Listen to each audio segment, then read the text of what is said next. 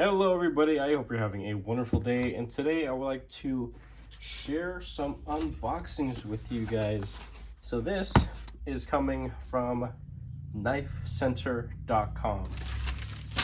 Also, got something else that relates to this video, and this is coming from Tom or Thomas. He is an individual on Instagram who does insane sharpening work. He provides a service, does modifications, stuff like that. He's a Spyderco enthusiast fanboy through and through. And like, I kid you not, I practically am drooling over half the stuff he posts. So I ended up buying something from him. It's nothing fancy, but it does pertain to this unboxing. The unboxing knife today is going to be my brand new MBK Sea Otter. This thing has honestly really surprised me. There are a couple little things that I'm not the biggest fan of, but it is what it is. So, right, let's get into this. There are two knives in here, and yes, now I have a proper sized knife box I could use to ship out my stuff when I sell things on knifesale.com. And paper that I could use. All right, throw that stuff off to the side. So here we have a Spyderco, obviously, and a CJRB, something that never really thought I was interested in, but I saw it, I saw the price, and I was like, you know what, I think this would actually be pretty darn cool. I don't know if it's going to be a keeper or not. Who knows? But I saw it, wanted to check it out. So we'll do the CJRB first, get it out of the way. It's nothing crazy, but I've always wanted to check out this model. I just never really, there wasn't anyone that really piqued my interest until I saw this. So this is a Ria. I believe it's called the Ria. Is it called the Ria? And it doesn't say on the box. There's no paperwork. There's nothing. Okay. I'm pretty sure this is called the CJRB Ria. This is a single-sided thumb stud knife. It has marbled carbon fiber that actually has a nice little subtle micro-milling texture on it. That's nice. Definitely don't pick that up on camera.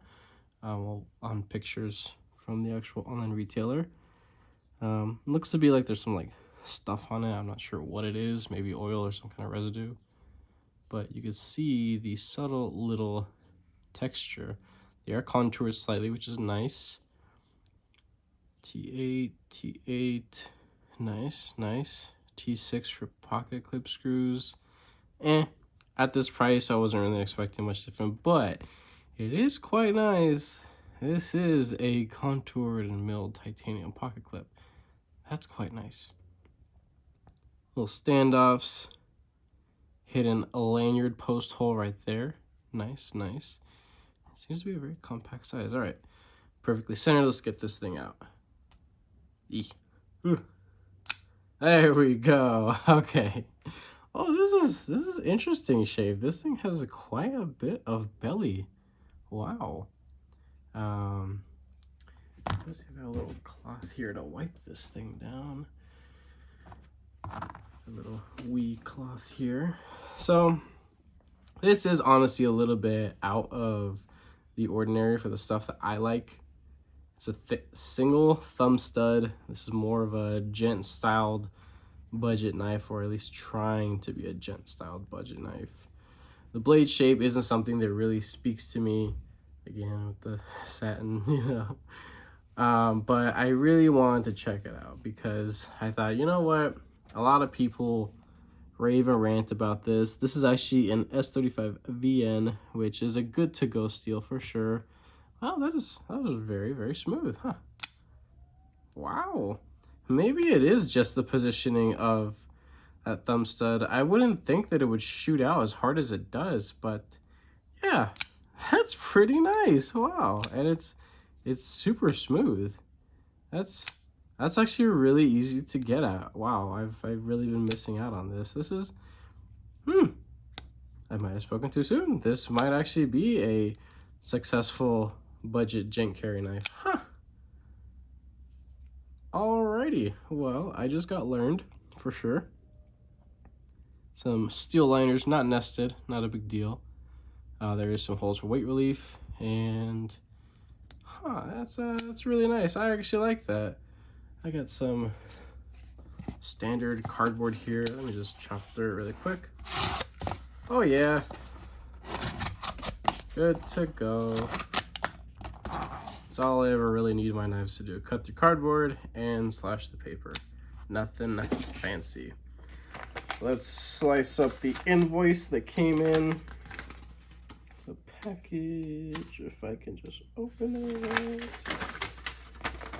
No real important information. It might get hung up a little bit on the folds, but I kind of expect that. All right. That's on the fold. Very slicey. Wow. All right. Well, you guys didn't see me do the swirly swirl, but yeah, that's this little guy is good to go. Off the top of my head, I can't remember what it was. I think it was like just at $100, and as of right now, right? You know, this is just an unboxing. I think that there's actually a good bit of value in this. That is quite nice. I think I'm really going to enjoy carrying that little guy. All right, enough of the RIA. Let's get this out of the way. Let's get to the main part of this. Let's do this guy. All right. This was the recently released Sprint Run Native 5. This is in smooth G10, all blacked out, DLC, everything. Crewwear Native 5. You guys know I am obsessed with the Native 5. I have a genuine problem with how much money I put into my Native 5 collection. And while I may only have a couple units, you know, I do believe that, you know, this is a problem knife for me. It's something that I love so much. It's just such a simple knife. And if you guys actually watch on YouTube Knife Center's channel, David C. Anderson, this was the first knife that they showed off, so you don't actually have to like dig through the episode to watch. This was the first knife that they showed off. He was just talking about how this is a knife that he recommends to a lot of people that may not be knife people, which honestly is very, very impressive, because you can hand a knife like this to somebody and it doesn't take too many brain cells to figure out that to open this, you can two-hand, and the backlock is so old school and traditional. My kids at this point, which I don't have any kids, but eventually when I do, my kid will probably know how to close this thing, because it's just such a natural thing. It's so old school, it's been around forever. It's a locking mechanism that's tried and true. It's on everything, right? On all the old school goody stuff, right? A little bit to the show side, off-centered in typical Spyderco fashion. That's just something you can honestly come to expect nowadays. But I have said before in the past that there's a lot of value tied up into these knives for sure. And honestly, this was a 110% impulse buy. I bought this just to check it out. This may not stick around in the collection, or I may use parts of it for something else. Who knows? I wanted to check out their crewwear. I do have a little Native that I'm actually selling. It was going to be a keeper, but I was just like, you know what? There was some other stuff that I bought recently that I need to make room for. I have other small knives that I have plans for that would have eventually replaced that little Native within, you know, my daily carry or even small or secondary carry routine. But honestly, I really wanted to just check out the Smooth G10 and just see what it's all about. And this is actually really nice. I would have thought that it was going to be really cheap feeling, but no, it's not. This is very chalky, but still substantial feeling at the same time. And it doesn't it doesn't feel cheap. It doesn't look that cheap either. Honestly, now that I'm thinking about it, I think the actual regular G10 ones will look a little cheaper than this. This just looks like there was work done to it, and a little bit more effort put into it. So this is actually really nice. I like it. It looks very, it almost looks like suede. Like the look, not the feel at all. I'm just saying like the look. It's very powdery looking. I like that. That's actually really nice. And I mean, it's standard Native 5. It's a perfect knife. So let's go ahead. Let's use this knife to open the package sent from Thomas here. Perfect edge. You can also come to expect that from Spyderco, for sure. And this is a blade. Yeah, that's all it is. It's just a fucking blade. All right. So for a whopping 35 smackaroons, Thomas sold me this S35VN blade. It was a user, right? No, he didn't put any crazy edge or done any crazy work to it. I don't know what this was originally from. Doesn't really matter.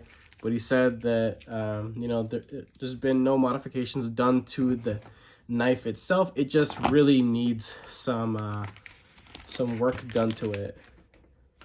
So I have a nice sharpening system, and I'm decent at sharpening knives. I would sure hope so at this point. So I pretty much bought this because I ruined my Project Native 5. So the S35VN blade, hardware, backspacer, clip, all that belonged to my fluted tie, the factory Spyderco fluted tie one. And, you know, this was also a project knife for me, but, you know, this is a complete project as it is. It's done. Nothing else is going to be done to it. I thought about anodizing the scales, but I figured, no, it's really nice how it looks like that. I'm not going to do anything to it. But I wanted to have a titanium scaled Native 5. While I could use this, I just don't really want to. And honestly, I wanted to have something else that I could actually just throw around. So I got some beautiful RGT custom scales. They are flat, but they have a really nice pattern. Their fit and finish and quality is impeccable on these things. They're just beautiful. It was really easy to put back together. No fuss, no issues or anything like that. But there was an issue when it came to me modifying this. I left this blade in some ferrochloric acid for way too long, and I kept pulling it out to check on it to see if the satin finish was gone, and it wasn't like this. It actually had a different finish, right? And I was waiting and waiting for the finish to go away. I wanted to have a really a dark, rich looking blade. And eventually I was going to tumble it to make it, you know, a user. This was going to be a full tie user Native 5 for me. That was the intention. But I left it in for too long. It ate away at a lot of the material in there. And now there's locking issues. So now the back lock goes in deeper and it sticks up at the end. So literally I bought this knife, this blade itself, just because of that. I mean, there's nothing really wrong with it. It does lock up perfectly fine, and it's solid, no play or nothing, but I wanted it to be perfect. Maybe it's my OCD, maybe I just have an issue. That's most likely all the above. But my intention was that what I'm going to do is, while I do enjoy the anno work that I did to this, I'm going to redo it. Something a little bit more subtle, something not so crazy looking. I'm probably just going to toss this blade because it's trash. It's really not worth anything. Please don't reach out if you want it or anything like that. I'm literally just going to throw it away. Only because I don't want to be held responsible if somebody puts this in their knife and something actually does happen with locking, and, you know, they use it and it fails somehow and they hurt themselves. I just don't want to deal with that, so I'm just going to throw it away. So basically I get a second try. And I didn't know that, I didn't realize that this was actually already in a nice little light stone wash. So it should be pretty easy to come up with a nice consistent look. So this is going to be nice to use. And yeah, so this is going to, I'm going to make this look like this, re-anodize, and that'll be that. Depending if I want to keep it looking like that or just take the hardware and stuff and replace it and then sell the hybrid knife, that might be something that I'll do. Of course, I'll let you guys know, and it'll be sold on nafsale.com. But for now, this is the Native 5 lineup for my collection. I'll put this little blade right here. So, in progress, in like currently working on it. This new edition, the king of the collection, and my ultimate lightweight. So, well, there is that. I hope you guys enjoyed this little unboxing video. It was a little bit all over the place, per usual. I'm sure you guys have come to expect that by now. If you guys did actually enjoy this, go ahead, like this video. I hope you guys are actually getting notifications. I've been having some issues, and some people have reached out to me and told me that for whatever reason they actually have to go and look for my videos and they're just not popping up. That may be because a handful of people just don't have notifications turned on. If you guys actually do enjoy my content and you like some of the weird stuff and, you know, the scatterbrain setup that I have half the time, go ahead and turn your notifications on. It'll definitely help out all around. And with all that being said and done, have a wonderful rest of your day, guys.